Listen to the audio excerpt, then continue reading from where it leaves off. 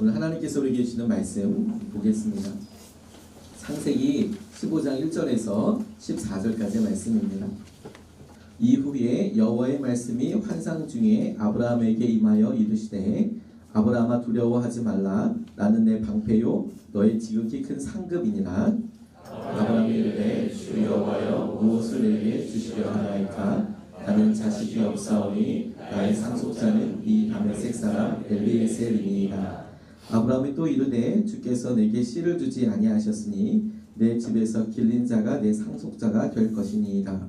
여호와의 말씀이 그에게 임하여 이르시되 그 사람이 내 상속자가 아니라 내 몸에서 날 자가 내 상속자가 되리라 하시고 그를 이끌고 밖으로 나가 이르시되 하늘을 우러러 무뼈를 셀 수 있나 보라. 또 그에게 이르시되 네 자손이 이와 같으리라.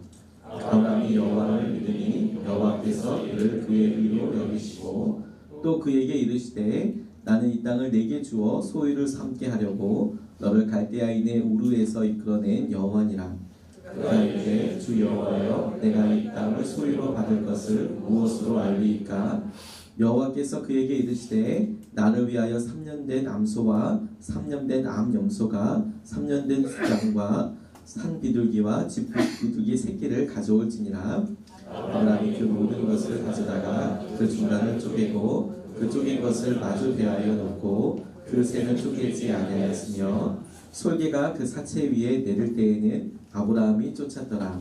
해질 때에 아브라함에게 깊은 잠이 임하고 큰 잠과 어둠이 그에게 임하였더니 여호와께서 아브라함에게 이르시되 너는 반드시 알라. 내 자손이 이방에서 객이 되어 그들을 섬기겠고 그들은 400년 동안 내 자손을 괴롭히리니 그들이 섬기는 나라를 내게 증거하시며 그 위에 내 자손이 큰 재물을 이끌고 나오리라. 아멘. 40일 동안 우리가 특별 새벽 기도회를 할 때 하나님께서 특별하게 주시는 은혜들을 우리가 달마다 말씀으로 확인하려고 합니다. 우리에게 주님께서 말씀으로 이끄신다는 것을 우리가 새벽마다 경험하게 될 줄로 믿습니다. 오늘 본문은 이스라엘 백성들에게 하나님께서 약속의 땅을 허락하실 때에 그의 조상 아브라함에게 하셨던 바로 그 첫 번째 대목입니다. 하나님께서 아브라함에게 자손과 땅을 주겠다라고 약속을 하여 주셨고 이스라엘 백성들이 아브라함에게 친히 약속하셨던 그 말씀을 붙잡고 응답이 되어서 출애굽하여 약속의 땅 하나님께서 주신 가나안 땅으로 가게 되는 여정이 출애굽 여정이 되는 것이지요. 그런데 이것에는 굉장히 중요한 배경과 하나님께서 주시는 영적인 의미가 있습니다. 이스라엘 백성들이 백성을 이루기 전에 아브라함을 통하여서 하나님께서 첫 믿음의 고백을 하게 하셨을 때만 해도 우리가 알고 있는 백성의 수준이 아니었고 백성을 생각해 볼 수 있는 어떤 가능성이 있는 것도 아니었습니다. 그저 연약한 아브라함, 그리고 아브라함이 하나님을 만나며 더듬더듬 찾듯이 갔던 그 믿음, 하나님께서 그 믿음의 첫 시작을 시작하신 것이죠. 오늘 본문 말씀은 이런 배경을 가지고 있습니다. 롯과 헤어진 아브라함이 이제 이스라엘 땅에서 가나안 땅에서 살아가면서 번성하기 시작하였는데 소돔 왕을 포함한 5족속과 시날 왕을 포함한 4족속이 싸우게 되었습니다. 서로 전쟁을 일으켜서 4족속이 5족속을 이겨버렸습니다. 그리고 그 5족속 가운데 소돔 성이 있었고 그 소돔 땅에는 롯이 살고 있었습니다. 전쟁을 이긴 자들이 전쟁에 패배한 사람들의 모든 것을 가져가던 때였기 때문에 롯도 잡혀갔고 롯의 재산도 다 약탈당하였다는 이야기를 듣고 아브라함이 자신의 집에서 길렸던 군사들을 이끌고 가서 전쟁을 하고 그 모든 것들 다시 다 찾아왔다. 뭐 이런 이야기인 것이죠. 아브라함이 가나안 땅에서 살면서 꽤 큰 승리를 경험한 것입니다. 그리고 그것이 아브라함에게 뿐만 아니라 고대 근동에 살고 있었던 여러 족속들에게 굉장히 중요한 의미를 갖게 되는 것입니다. 왜냐하면 여러분 생각해 보십시오. 한 가정이 일어나게 됐는데 그 가정에서 이루었던 사람들이 지금 전쟁을 해서 5족속을 패퇴시켰던 4족속의 연합군을 다시 전쟁을 해서 이겼다라는 것이니까 중동의 패자가 되었다는 강력한 어떤 세력이 되었다는 그런 의미를 표현하게 되는 것이죠. 자, 그런 의미에서 오늘 본문을 통해서 하나님께서 그 사건 이후에 벌어진 아브라함을 통하여 주신 약속의 의미를 좀 찾아보고 싶습니다. 첫 번째로 하나님께서 이 말씀을 통하여서 제게 깨닫고 함께 기도하라고 주신 마음이 무엇이냐면, 하나님은 상속자와 자손을 약속하여 주셨고 이것을 믿는 것을 의로 여기셨다라고 하나님께서 말씀하고 계십니다. 4절 5절 말씀에 보니까 여호와의 말씀이 그에게 임하여 이르시되 그 사람이 내 상속자가 아니라 내 몸에서 날 자가 내 상속자가 되리라 하시고 그를 이끌고 밖으로 나가 이르시되 하늘을 우러러 무뼈를 셀 수 있나 보라. 또 그에게 이르시되 네 자손이 이와 같으리라 라고 약속하고 계십니다. 찾아온 하나님께 아브라함이 제일 처음에 주목하여 대답하여 질문했던 것이 무엇이냐면, 내게는 상속자도 없습니다. 내게 어떤 복을 주시려고 하십니까? 그 말에 하나님께서 기다렸다는 듯이 지금 네가 주목한 사람들이 상속자가 아니라 너에게서 상속자가 나오게 될 것이다. 자손이 나오게 될 것이다. 그 자손은 하늘의 별과 같이 많을 것이다 라고 하나님께서 약속하고 계시는 것이죠. 하나님께서 우리에게 주시는 그런 약속이 여러분들에게는 어떻게 다가오시는지 모르겠지만 제게는 이게 현금이 아니라 약속 어음처럼 여겨질 때가 참 많습니다. 당장 말씀이 떨어지고 그것을 나가서 바꿀 수 있고 능력이 되고 사회에서도 통하는 이런 수준의 것이 아니라 하나님께서는 약속을 주세요. 그것도 커다란 약속을 주십니다. 지금 아브라함이 많은 사람을 달라고 기도한 게 아니라 상속자 한 명 달라고 이야기하는데 하나님께서는 묵별과도 같은 많은 자손들을 주겠다고 약속을 하시니까 이게 참 말이 안 되는 것이죠. 차라리 그에게는 보이는 한 명, 내게 있어서 이 사람이구나 믿어질 만한 어떤 계획 이런 걸 원하고 있는데 하나님께서는 우리가 그런 마음을 구할 때에 당신의 엄청난 약속을 이야기하시는 것이죠. 그런데 이 약속을 하나님께서 주시고 그 약속 앞에서는 우리의 마음을 주님께서는 굉장히 주목하여 보신다는 것입니다. 성경에 나오는 대표적인 그런 사람이 야곱과 에서입니다. 에서는 하나님에게서 참 많은 은혜를 태어날 때부터 받은 사람이었습니다. 그가 장자였고 장자는 그 당시에 있었던 여러 문화적인 특권을 다 가지고 있었던 사람입니다. 그런데 그는 자신에게 있었던 장자의 권리가 얼마나 소중한 것인지에 대해서 스스로 자각하지 못했던 것 같습니다. 당연하게 여겼고 당연히 누릴 수 있을 것이라고 생각했고 그런 그의 마음이 결국 동생 야곱에게 그 모든 것들을 너무 쉽게 그냥 넘겨줘 버리는, 포기해 버리게 되는 그런 일들을 경험하게 된 것이죠. 팔아버리게 되었습니다. 아브라함은 하나님께서 자신에게 약속하신 바로 그것을 믿었습니다. 그 믿음을 하나님께서 의로 여기셨다는 것이죠.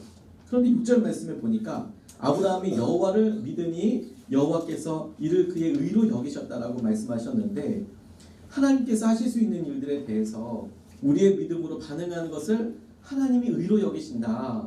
그 질문을 그대로 우리에게 다시 질문해 보게 됩니다. 우리가 어떤 능력을 행해야 하고 사람들 앞에서 어떤 결과나 사람들이 기대할 만큼의 어떤 수준을 이야기하려고 한다면 우리가 참 좌절할 때가 많습니다. 연약함을 우리도 알고 우리의 삶에서 실패했을 때도 많기 때문에 힘이 들지요. 그런데 얼마나 많이 믿을까? 그런데 주님이 말씀 앞에 설 때마다 제게 늘 새로운 기도 제목과 또 연약함에 대해서 계속해서 보여주시는 겁니다. 너는 이것이 이루어질 것을 믿느냐? 그러면 제 마음속에 주님 믿습니다 라고 이야기하면서 그러나 주님 이것이 오래됐습니다.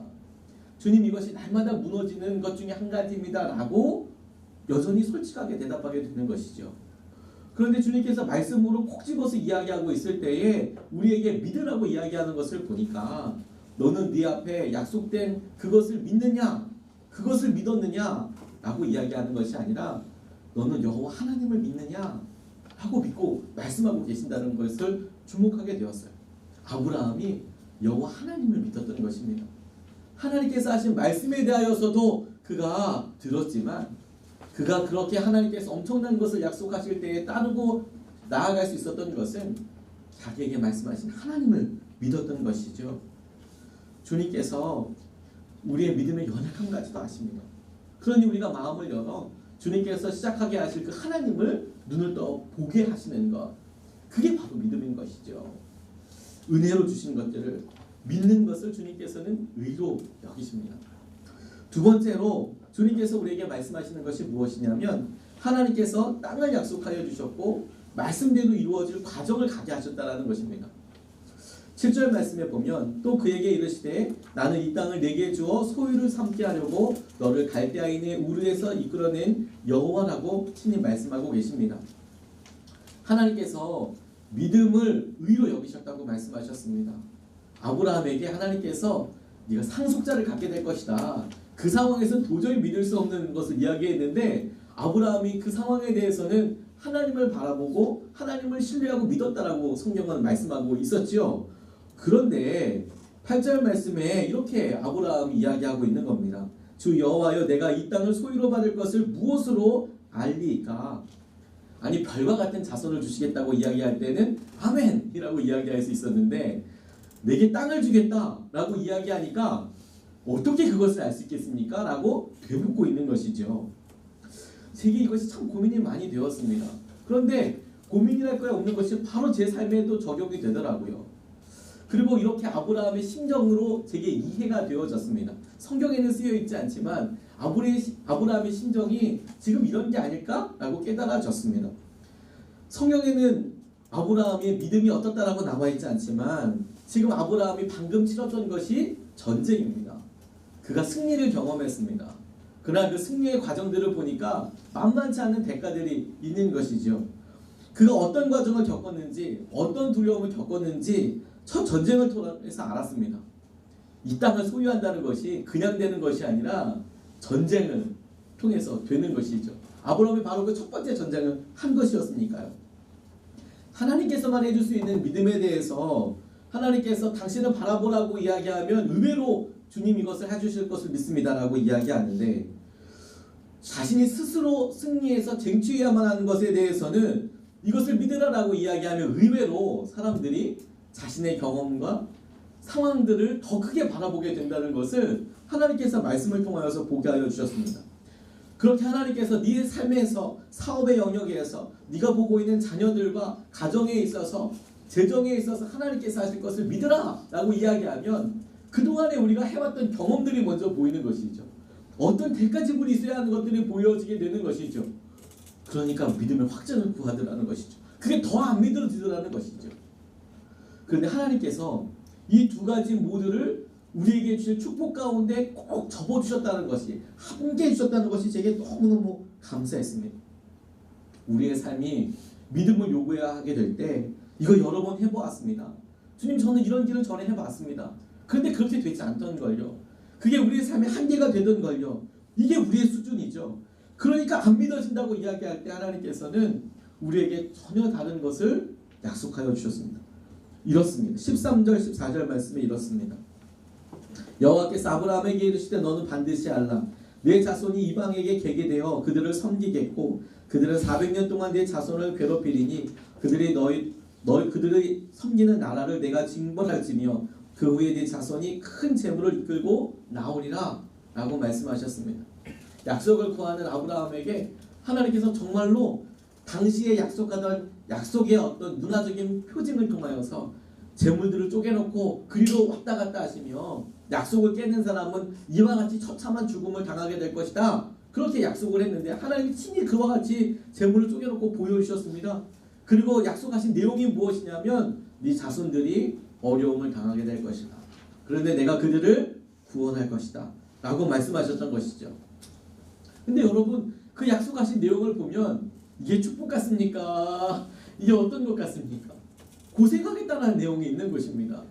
아니 땅을 주시겠다고 약속하셨으면 어떻게 승리하게 될 것이다 이렇게 약속하신 것이 아니라 그들이 다른 나라를 섬기게 될 것이고 때가 되면 그들이 나오게 될 것이다 라고 말씀하고 계시는 것이죠. 하나님께서 축복하신 것이 가장 좋은 것이라고 믿습니다. 근데 가장 좋은 것 안에 내용을 보니까 고난의 과정이 있고 그렇게 그것을 자신이 소유하게 될 연단의 과정이 있다는 것을 하나님께서 집어서 이야기하고 계신다고 생각하게 되었습니다. 크고 좋은 것을 우리에게 주시려고 할 때 마땅한 대가와 인내의 과정들이 필요한 것이구나. 하나님께서 약속의 땅을 우리에게 주시려고 할 때에도 은혜로 이것을 허락하여 주시고 뿐만 아니라 그 은혜에 대하여 우리가 반응하려고 할 때에 마땅한 믿음의 고백과 기다림의 시간이 있게 되겠구나. 하나님이 그것을 보여주신다고 믿습니다. 우리가 주님께로부터 무언가를 얻으려고 할 때 우리는 주님 그물이 찢어지도록 큰 은혜를 달라고 이렇게 우리는 기도하지만 주님은 우리에게 그물이 찢어질 만큼의 은혜를 주시려고 할 때에도 찢어질 만큼은 아닌 것이죠. 그 고기에 그물이 찢어지면 고기도 못 잡을 뿐만 아니라 그물까지도 다 버려 못 써지게 되니까 하나님께서는 우리가 능히 감당할 수 있는 영역이 능히 감당할 수 있는 그런 힘이 있는지 그만큼의 수준이 있는지 하나님께 생각하시는 것들에 대하여 그만큼 예비될 수 있는 마음이 준비되어 있는지를 잘하게 하시고 성숙하게 하시고 연단하게 하신다는 것이죠. 그렇게 생각해 보니까 여러분 평생 섬겨야 될 분이 하나님이고 하나님께서 그 일을 통해 우리에게 이끌고 계신다면 우리 가운데 지금 오늘 당하는 어려움과 고난과 연단의 과정들이 있다면 이것은 하나님께서 우리에게 주신 약속과 그 약속이 온전히 우리의 소유가 되기 위해서 우리에게 마땅히 지불하게 하시고 우리를 성장시키시는 성숙시키시는 과정 가운데 우리 있는 거구나. 주님께서 그렇게 우리를 인도하고 계시는 것이구나. 이렇게 깨달아지게 됩니다.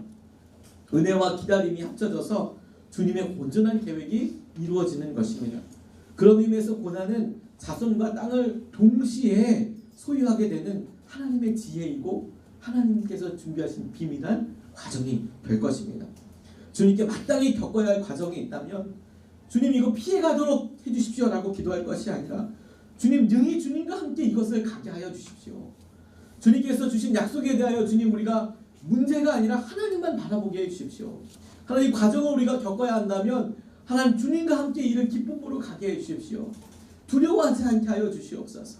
이렇게 기도하면서 주님께서 주실 은혜와 믿음을 우리가 누리게 되는 저와 여러분 되시기를 주님의 이름으로 축복합니다.